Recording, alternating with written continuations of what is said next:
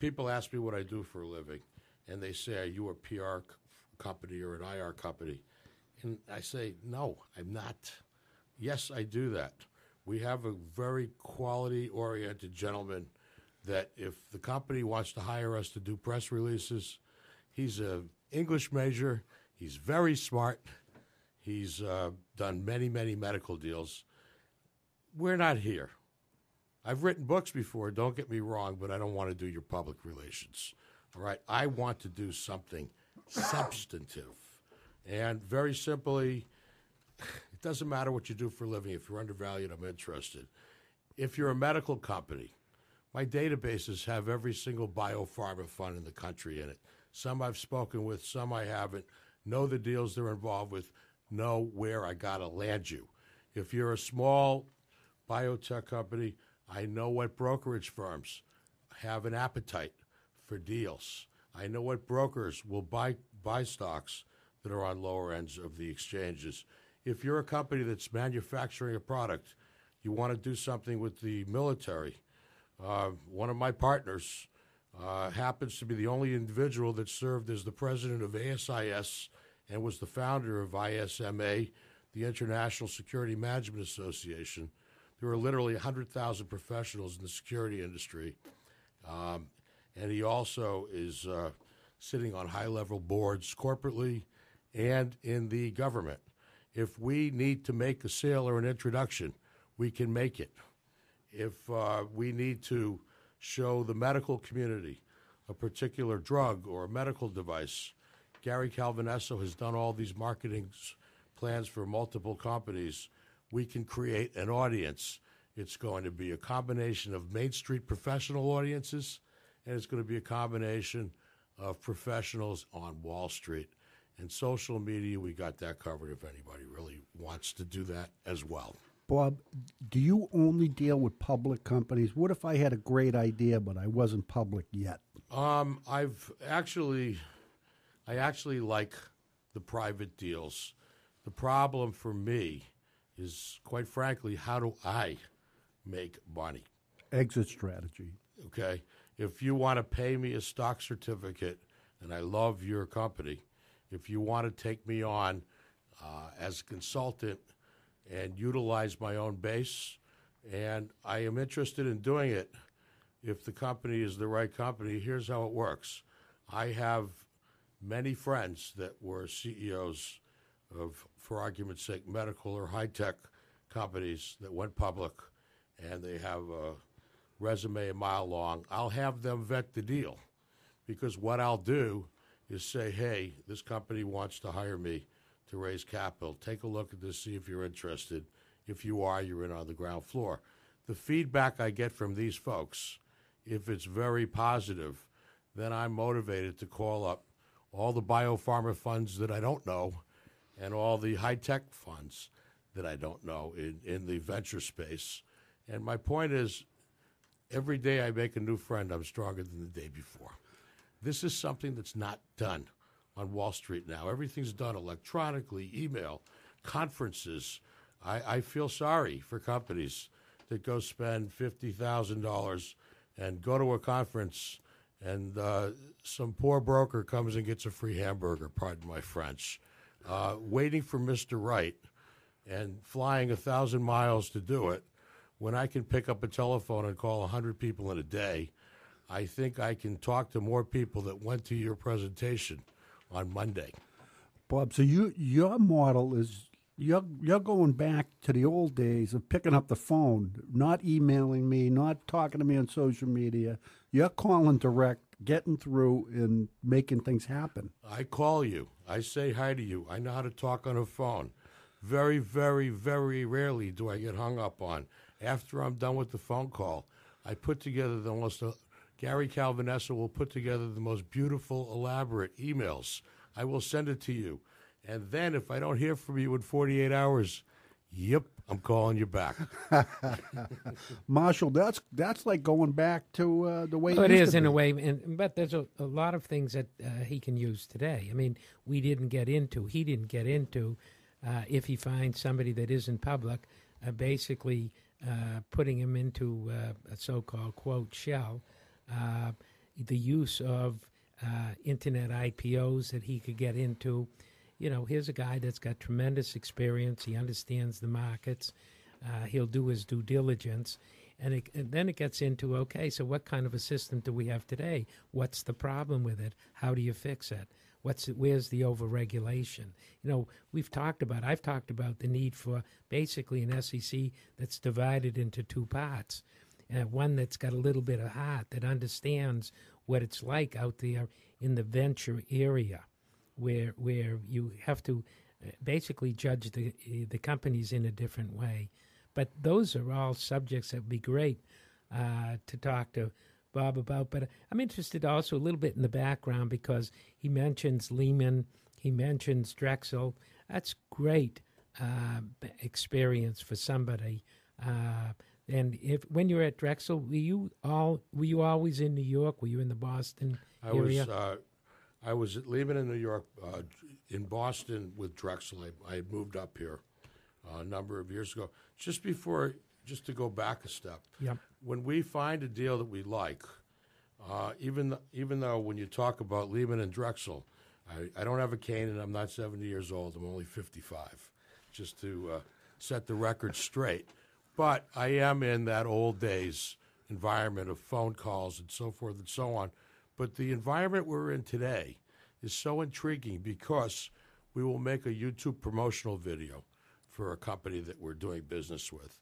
And that video is just such a wonderful thing, not to blast, to send to someone after you've spoken with them, because it's so much easier to get them to watch a 3-minute or 2-minute YouTube.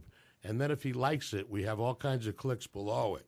One of the other things that we've cultivated and worked very well with, there are some fabulous medical publications, professional print mediums, that we could put just about any company that has merit into any major medical publications in a matter of weeks.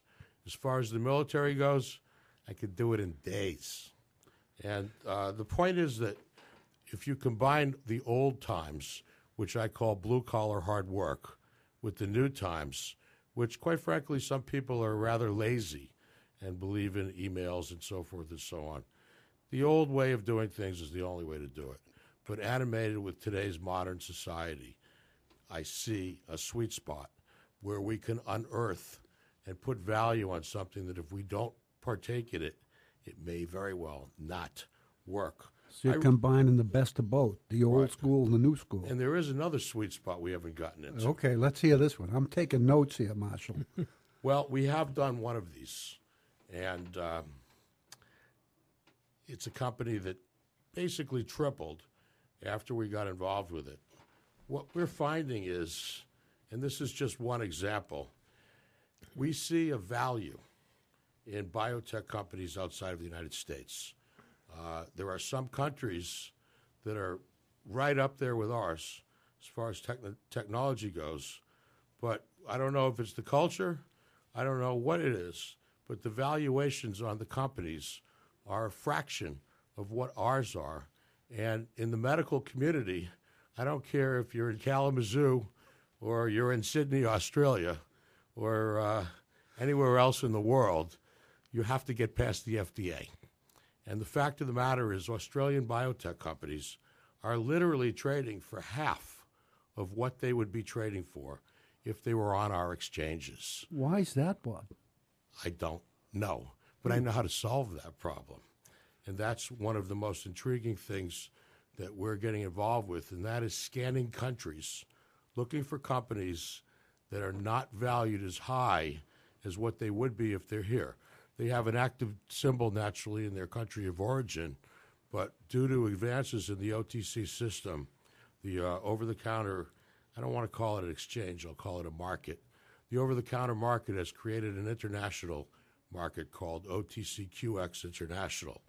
I hate saying bad things because people will get mad at me.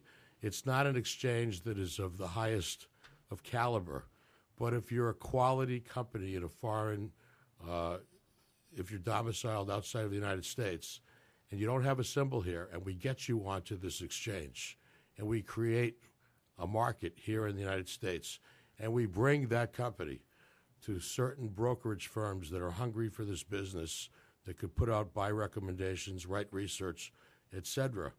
Look at it logically. If a company is worth $50 million on its foreign exchange, and all of a sudden it's now duly listed in the United States, and nobody knows about it, that means they don't own it.